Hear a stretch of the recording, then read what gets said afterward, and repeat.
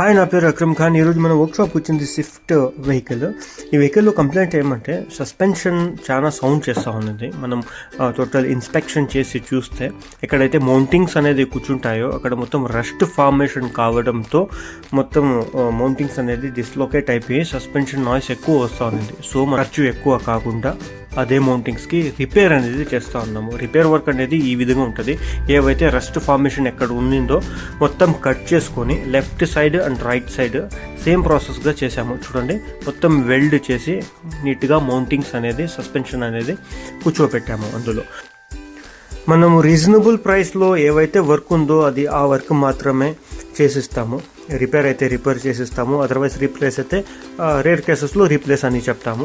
నీట్గా మనం క్లీన్ చేసి ఏవైతే వైర్స్ తీసిన్నామో వైపర్ మోటార్వి అవి మొత్తం కనెక్ట్ చేసి కౌల్ టాప్ వేసి వెహికల్కి ట్రయల్ చూసి డెలివర్ చేసాము. మీకు వీడియో నచ్చినట్లయితే మీ ఫ్రెండ్స్ని షేర్ చేయండి.